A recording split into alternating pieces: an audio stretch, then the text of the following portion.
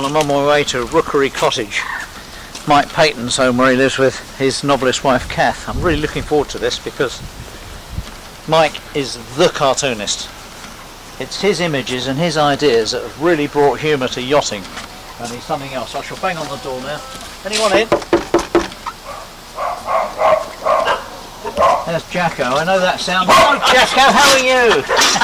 Hello Kath. Very nice to see you. Hello Mike, nice to see you. Beautiful day.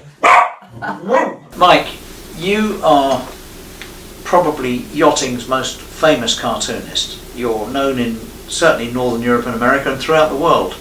Where did the ideas for your cartoons come from? It happened. That was the beauty about it. All you had to do was see it happen and just push it a little bit. Push out the envelope. Yeah, just push it over top dead centre really. It was amazing. And of course once I'd started doing that and I started doing the cartoons, they were picked up in German magazines, French magazines, Japanese, American. So I was quitted. Yeah. There were occasions though when you got a bit close to the bone. I seem to remember there was a guy launching his boat locally at Fanbridge, and he built his own boat and he got the ballasting wrong or something in it wrong, and you were watching as the tide came up, and she didn't float on the marks he'd already made. I think she did eventually float, but he had to adjust her waterline. Yeah. Did you not do a cartoon on this? Yeah, yes. Bloke called Joe Lead, and he took it badly, but of course it wasn't me. It was the fact that he hadn't got his measurements right, because she was down by the head. But it was a case of if the cap fits, no one would have known it was him except him. Yeah, but anyway, they were based on truth. Yeah. So all the time he was looking for things to happen. Yeah. Probably the best one of the best cartoons, I know it was, as I sailed with a bloke and he had to, he owned the boat. In the middle of Burnham Week his mother died, so he had to go to the funeral. So I had the funeral in the churchyard, and he was saying it's typical of your mother, his mother-in-law, you see, typical of your mother-in-law to die in the middle of the phrase week. So I mean you had to be looked all the time. You didn't know where the ideas were coming from. In fact, sometimes I used to think, where's the next idea coming from? And if I came back from weekend sailing, I was going to sit in the bath and in my mind go over the whole weekend, and I know before I'd got to the end of it something would have triggered, whatever it is, what it triggered off cartoons did. It was a marvellous way of making a living.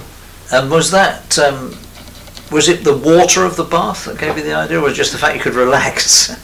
Well, I know I used to have been in it so long that Kath used to shout, see if I was still alive.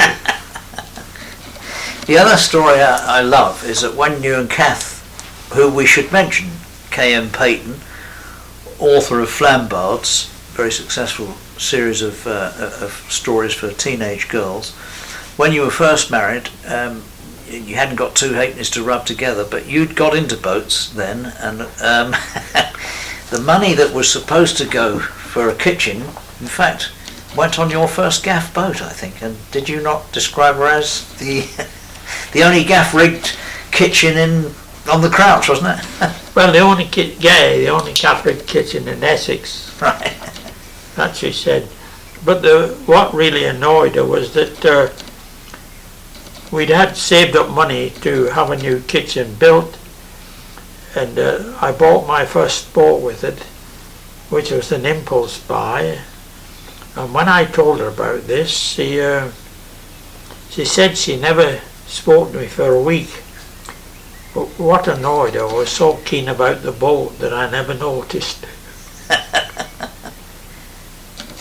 Well, you never noticed what? They hadn't got a kitchen? Well, I never noticed she wasn't speaking to me. But talking of food, Mike, I think it was aboard Touchstone that you were rafted up one day in the Blackwater with 2 other boats, and they were the other yachtsmen came aboard your boat for the coal stove and the warmth, and everyone got talking about dinners and food and what was the best meal you'd ever had. You were rather silent, but then in the end they said, well, Mike, what was your... They were talking about a meal at the Ritz or a meal at some swanky restaurant. Then they turned to Mike, who'd been rather silent, and you told them what your best meal was. Perhaps you'd like to recount that now. Well, I assumed that because I was in a prison camp during the war, and the Germans used to use Alsatians to get us into the huts, we decided to bite the Alsatian instead of the Alsatian biting us, and we knocked his head out or his brains out with some 2x2 from the bunks. And of course in prison camps there's people with every sort of trade, and there was butchers and they skinned it, and we ate it anyway. Anyway, that's a long time ago now. Yeah. So was it stewed? Stewed Alsatian, wasn't fried, presumably. Well, stewed Alsatian, wasn't fried, presumably. But he didn't get much because there was a lot of us and only 2 dogs really. Right. So Mike, we were talking about the meal you had of the 2 Alsatians between you in the prison camp, German prisoner of war camp, and I think afterwards I said to you, well, what did the Germans make of it? And you said that we chucked the skins on the wire and... Yeah, well, we threw them out. They couldn't do anything about it, but mine, we wouldn't have been so cocky if we'd have realised we were only about 18 miles from Auschwitz. Thank you very much. Well, I think that's a wrap.